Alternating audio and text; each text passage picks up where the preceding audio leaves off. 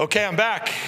We're going to create a new award because we had a few of these. The coach who traveled the farthest to be here, so Brian Kelly was our first coach. Brian traveled in from Europe to Nashville to join us for Media Days today. Last year was his first at LSU, led the Tigers to 10 wins, the Western Division Championship, competed in the SEC Championship game, won what we know as the Citrus Bowl, the Cheez-Its Bowl. In the Citrus Bowl setting, he was the 2009, 2012, 2018 National Coach of the Year and has led his previous teams at Notre Dame to both the BCS Championship game and the College Football Playoff, has more victories than any active coach in major college football and is only 6 wins short of 300 career victories. LSU Tigers head football coach Brian Kelly.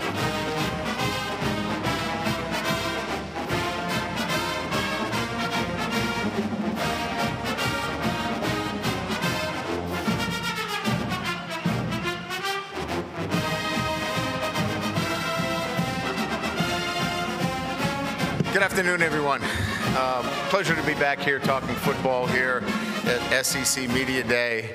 I'm getting used to this. As you know, for many years where I was, we didn't have these opportunities. So it gets you back into thinking about football, and certainly at LSU. All we can think about is championships after what Jay Johnson did in baseball and Kim Mulkey in basketball, our success in gymnastics. I've got a big opportunity on my hands as well, is to continue the success of what was a very good first year. We have much to do. Progress needs to continue to be made in the best conference in all of college football. So that will not be easy. But we're excited about what we've done in a very short period of time. And the foundation of success is built in consistency. Alabama and Georgia continue to hold that mantle of consistency in terms of playing for championships. And that's what we'll be looking to be at LSU, is playing for championships consistently year in and year out. And you don't do it by just being a one and done. You got to be able to do that over a period of time. And that's really the transition from year one to year two, where in year one, I was learning the league. I was learning how to go on the road and play in the kind of environments. I was learning our roster and our strengths and weaknesses. Going into year two, we have a lot of that knowledge. We understand a lot of those things necessary to be competitive and win games. Now it's how do you do it week in and week out? And for us, that's what our team now has been focused on. The little details of how they do their work. What they do in the classroom has so much to do with what they do on the football field.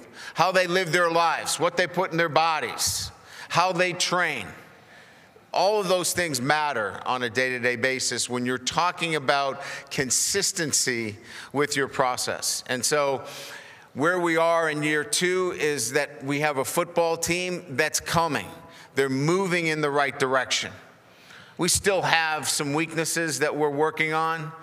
We still have some roster development that still needs to take place.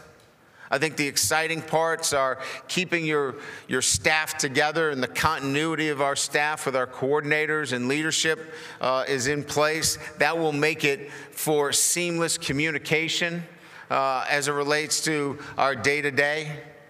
But going into this season, it certainly is going to be a great challenge for us as we open up against an outstanding Florida State team, which will challenge our football team. But it also motivates us on a day-to-day basis when we're out working in the cool breezes of Louisiana. That was a joke.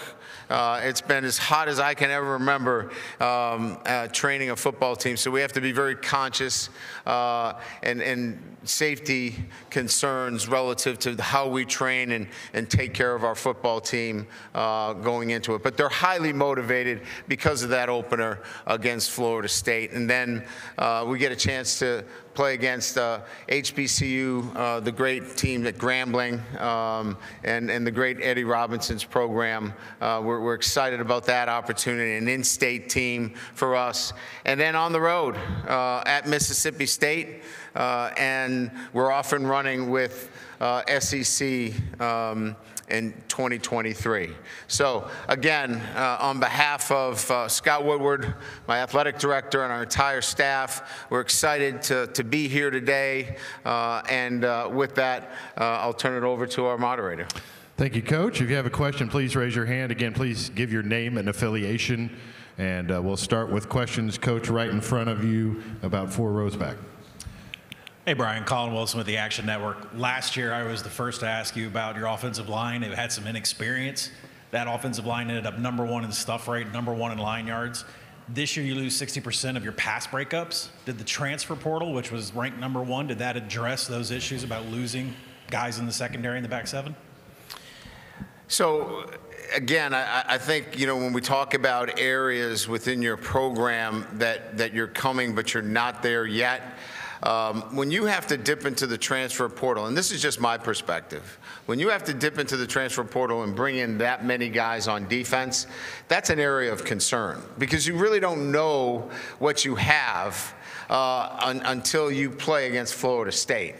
So there are going to be a number of new players back there. We do have some returning players that we're excited about back there. Bricks and Burns in particular are 2 veteran players that are going to help us a lot back there. But look, that was an area of concern. We're a team that needs to get off the field on 3rd down. We did not do a very good job of that last year. That's going to have to change, and it'll start in that particular area. Coach, we'll go over here to my left on 2nd row. Coach, Mitch Gibbs, WGSO Radio. My question is, how important is a running game going to be to your success this year? What are your expectations, and what effect would that have on your quarterback position? So when we talk about a running game, what I've always wanted to do from an offensive structure is create physicality at the line of scrimmage. So we want to be a physical. We do not want to be a finesse running team. We want physicality at the point of attack. So when we're talking about a running game, if you're going to put 8 guys on the line of scrimmage or 9 guys on the line of scrimmage, you're going to limit our opportunities. We're going to have to throw the ball really well. And in that particular game, we may not have a great running game. Doesn't mean we can't be physical at the point of attack and continue that physicality. So when we talk about a running game within the offensive structures that I like to build, it's physicality up front. And I think we're going to have that this year with returning veteran players, with our strength training and conditioning program into its 2nd season. I like where we sit in that position. Coach, we'll stay in the same section on the far aisle. Dennis? Dennis Dodd, CBS Sports. Yeah, Hi, Brian. Hi, Dennis. You're really plugged in NIL, probably one of the reasons you came to LSU. Greg just got done talking about a uniform national standard. A lot of these liberal NIL laws benefit not only Old State U, they're centralized in the SEC. Should there be a uniform standard when, it helps LSU? Yeah. So I think whatever answer I give you, there's going to be holes in it because there is not much regulation. I think that the easiest answer to that question, and I'm not going to be political up here, we do want to control what we can control, but I would say that the thing that makes it difficult for us, all of us, is third-party involvement, and at what level does that third-party involvement influence the spirit of name, image, and likeness? I think that's where we're all at. If there are different laws too in each state, then the league is not balanced, either. So to me, those would be the 2 kind of bullet points as it relates to NIL. I'm not here to fix it. I'm here to navigate it, and if I can lend my experience in any shape or fashion, I will do that. But I can tell you what we're living, and that's third-party involvement and different rules of engagement by different states. Okay, Coach, we'll go to this middle section on the right on the aisle, just standing right in the middle, about 3/4 of the way back. Yeah, Coach Brooks Austin with Dogs Daily. You talked about year 2 and the progression as a football program. I'm interested what the progression for Jaden Daniels has been like in year 2, and what did you learn about just his toughness quality from playing through injuries towards the end of the year, particularly against Georgia in that SEC championship game? Yeah, good questions, and I think that they were all a part of our learning curve with him, quite frankly, because we knew Jaden as a person, but we really didn't know him much as a football player, and how would he respond in really a new system of offense where he had to make really a 180 in terms of what he was asked to do. So what does development look like for him? I think it would be the natural progression from the last game in which he played, where he was aggressive, but he was under control. He ran the ball when he needed to, but yet stepped up in the pocket and made the tight window throws. I think that was the progression from what we saw in the first week, where a step up in the pocket meant step up and run, or not making those tight window throws. And I think that that's what we saw during the year, was his natural progression of understanding the offense and being more confident. We want to see that in year 2. We want to see that confidence that we saw at the end of the year continue to show itself right through the first game against Florida State. Coach, we'll go in the section right in front of you, second row. Hey, Coach. Matt Cohen, AL.com. I wanted to ask, kind of in the just on a larger scope, kind of in the aftermath of some of this Northwestern situation. I guess one, how well are head coaches able to kind of know what's going on within the locker room with so much going on in there, and also two, has this made you maybe think about something differently going forward, if there is anything you'd want to kind of be aware of or look for in your program? Look, it's a very difficult situation, because I know Pat and I have the utmost respect for him as a person, as a family man, as a father. But the reality of it is, coaches, are the leaders of their program, and when things are not going the way they should be, there's an accountability, and I don't think he's somebody that would walk away from accountability at any time, and I'm not here to speak for him, but I can tell you in my situation is that a head coach is walking around those halls. A head coach is in the locker room. A head coach is eating with his team. A head coach knows his leadership team, and he also has many other support staff members that are in constant contact with his football team. The strength staff, your mental performance teams. You have so many different outlets to touch those players on a day-to-day basis. So that's how we operate within our program. Coach will go right down in front of me, about 3 rows back. Lady De La Mirera, Knox News. There's been a lot of talk going on about the NCAA's ruling over Tennessee and Jeremy Pruitt. What are your thoughts and feelings over the ruling? I'm not privy to all of the information because I did not read it. I saw that there were some financial sanctions that were given, and I think Coach Pruitt was given some NCAA sanctions. I know it was adjudicated. I've been involved in those NCAA processes, and they're painstakingly vetted. In other words, there are so many people that have put in incredible amount of time to get to the right conclusions. And so it's hard for me sitting outside looking in to be a judge of this, other than we knew it was going to be adjudicated in some fashion. Coach, we'll stay in the same section, right on the aisle, right in front. Coach Kelly, Coach Denbrock mentioned this spring your offense wanted to emphasize getting better at racking up yards after the catch. I think that was an astute observation, seeing that your offense was second last in the conference last year in that regard. Was that more honing your offense, like you said, learning what Jaden Daniels does better to maximize his skill sets, or do you still want to yearn for some more downfield verticality through your passing game? Well, I'm glad that he wants more yards after the catch, too. That's a good start. I think everybody's looking for explosiveness within their offense. You know, I think more than anything else, it starts with the ability to get the ball to your playmakers and give them the opportunity to make plays in space.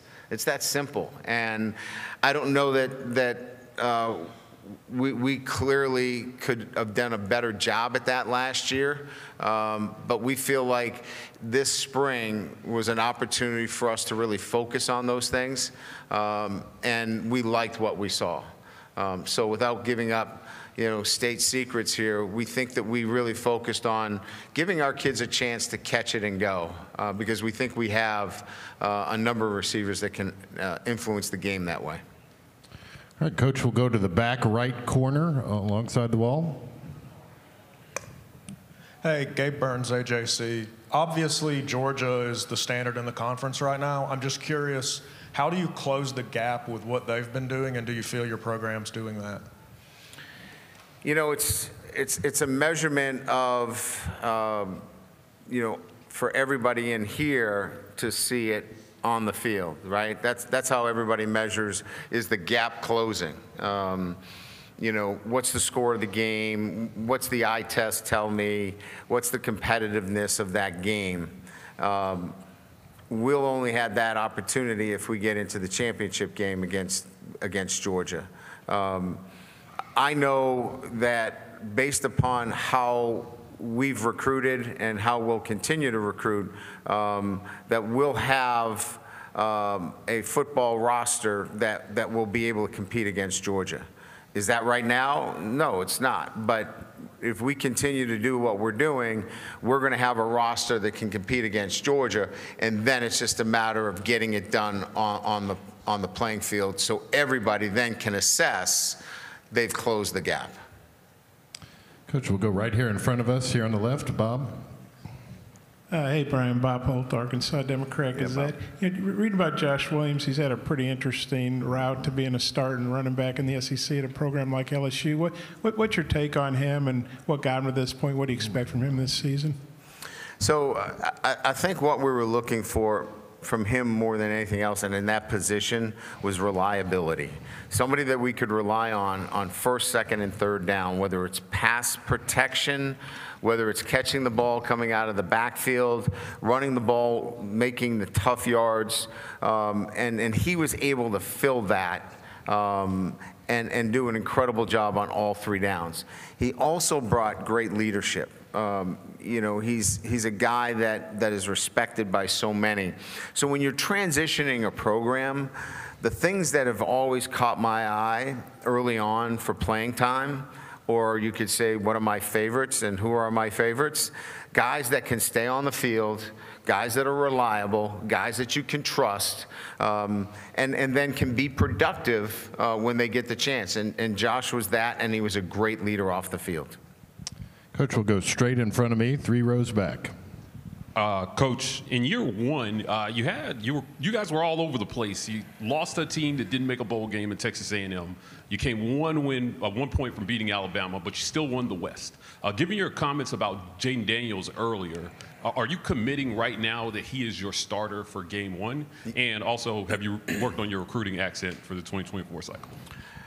I think my accent's pretty good, and it's gotten better, throughout the recruiting process. It depends on where if I'm in northern Louisiana or southern Louisiana, sometimes I get over Lake Charles, it's got to change a little bit.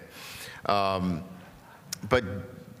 Jaden's our starter. He'll start, but he'll have to continue to improve and progress, because Garrett is getting better every single day as well. So you want to talk about great competition? It's about as good as a head coach could hope for at the quarterback position. So Jaden's the starter, but he's got to have a great camp. He's got to continue to progress. He's got to continue to work. He's got to continue to move forward, because the guy right there as well, he wants to take his job in the right way. They've got a great relationship, but he wants his job too. So I think that's a really positive situation. Okay, we'll stay right here in front of me, second row. Tom? Hey, Brian. Tom Murphy, Arkansas Democrat Gazette. Wanted to ask about the impact of a healthy Mason Smith at D-tackle and just your front seven. Will Harold Perkins have more versatility in your packages this year?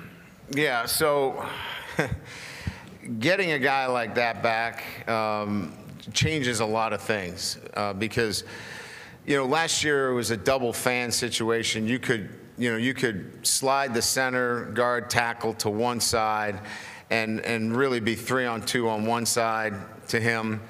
You could add a back to the other side because we really didn't have an inside guy that could win every single one-on-one matchup. Mason will win those one-on-one matchups.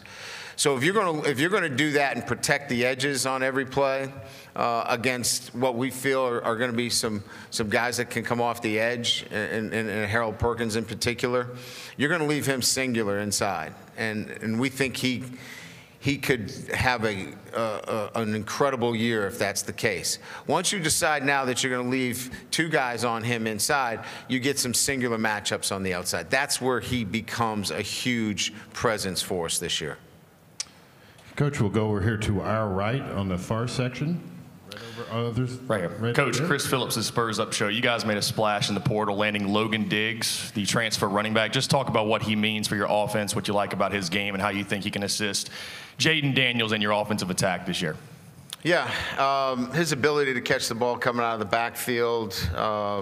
We like his versatility. He played really well at Notre Dame when he was given the opportunity. He was a little bit, I think, limited with a hamstring last year. We saw how he played against South Carolina with the big run. But he's a very talented player in all areas, very smart. Will be kind of what I talked about with Josh. He can play on all three downs. He's tough, he's physical, he's a big back.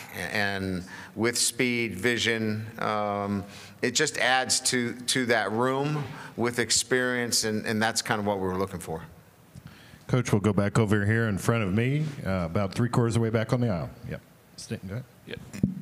Michael Casagrande, AL.com. Just wonder, what were your thoughts on the potential impact of AI could have on football game planning? It's an intriguing opportunity. I think there's room for it. I think it has some intriguing opportunities in recruiting. We spend a lot of time on profiles, recruiting profiles and the intangibles or the traits that we're looking for particular players. I think AI has an opportunity maybe to create that kind of model for us relative to, who is that kind of player out there all over the country without making a mistake.